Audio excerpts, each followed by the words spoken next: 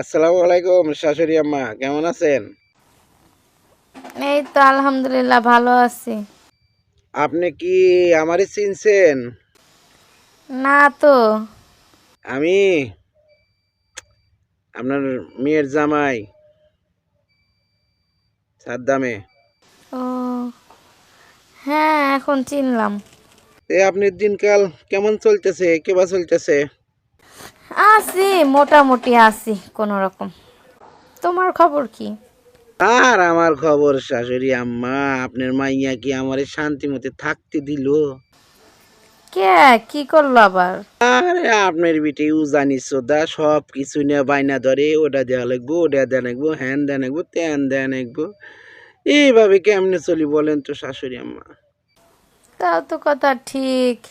কে মাইয়ারে বুঝাই কইতে পারো না আমার ইনকাম যেমন সেই সামর্থ্য অনুযায়ী তোমারে দিমু। আপনার মাইয়া কি সেটা বোঝে?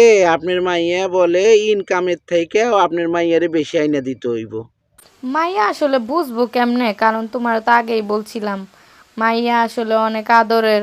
আবার দিয়া দিছি ছোটকালে বিয়া, তেলে আমারে দেখলেই তো মাইসে বুঝতে পারবো আমারই বয়সটা কদ্দূর আর মাইয়ার বয়সটা কদ্দূর। বিয়ার প্রথমই বাচ্চাটা নিয়ে লাইছিলাম অল্প বয়সে, মাইয়াটা হয়ে গেছে। আবার মাইয়া ও ছোড়ো, হে মাইয়া দিলাম তোমার কাছে বিয়া। আর সব সময় ওরা অনেক আদরে রাখছি, যা চাইছে দিছি।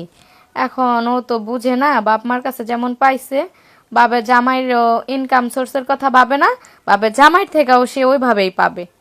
আমি কই কি আর আমার সারিন্দা বাজায় কি? আমি কইতে চাচ্ছি কি আর আমার শাশুড়ি বোঝে কি?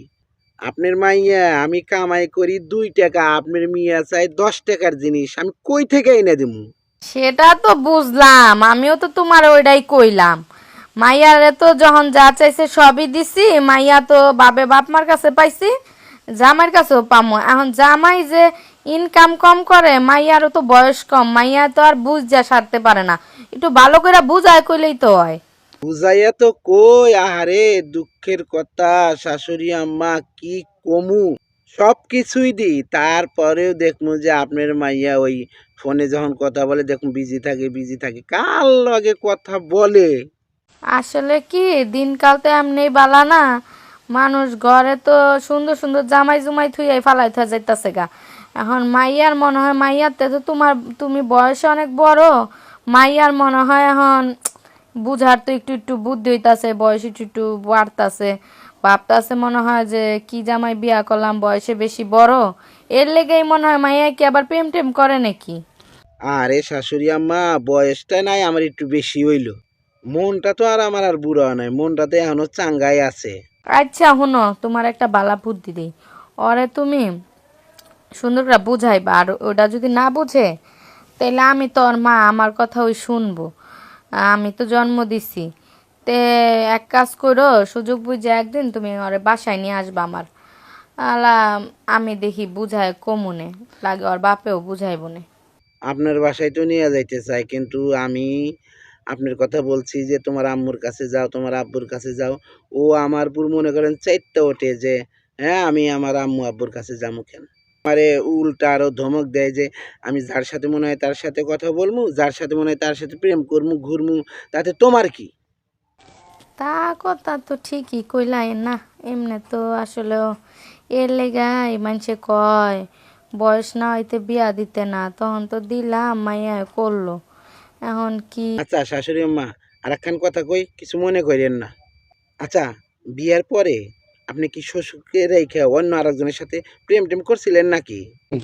আরে না, কি কইতাছো এইসব কথা? তাহলে আপনার মাইয়া এমন হইলে কিভাবে? আমার তো মনে হয় যে আপনি আরেকজন প্রেম টেম করছিলেন, এই জন্য আপনার মাইয়াও বইছে। আর শ্বশুর তো মনে করো আমার লগে মানায় সুন্দরী, কিন্তু না বাবা, একখান কথা কই, সবাই তোমার ফ্যামিলি স্ট্যাটাস ভালো কইছিল তাই তোমার লগে বিয়া দিছি, কিন্তু তোমার লগে না আসলেও আমার মাইয়ার ভালো করে যায় না। এখন আমরা বুঝি তাও কিছু বলি না, কারণ বিয়াও হইয়া গেছে। এখন মাইয়া ছোট মানুষ, এখন ওর তো মনে করো মন টন চেঞ্জ হয়ে গেছে নাকি, এটা তো বুঝতে পারতাছি না। মন চেঞ্জ হইলে হইছে, আমি কোন দিক দিয়ে আপনার মাইয়ারে আমি অখুশি রাখছি? টাকা পয়সা, ধন দৌলত, প্রেম ভালোবাসা, মানে আমার তো বলতে হইব যে এই দিক দিয়ে আমি অখুশি আছি, মানে এইটা আমার অভাব আছে, এইটা আমার বলতে হবে না, এটা তো আমার বুঝাইতে হবে। আচ্ছা, এখন কি করুম বাবা, তাহলে সুযোগ কইরা নিয়ে আইও একদিন আমগো বাইত।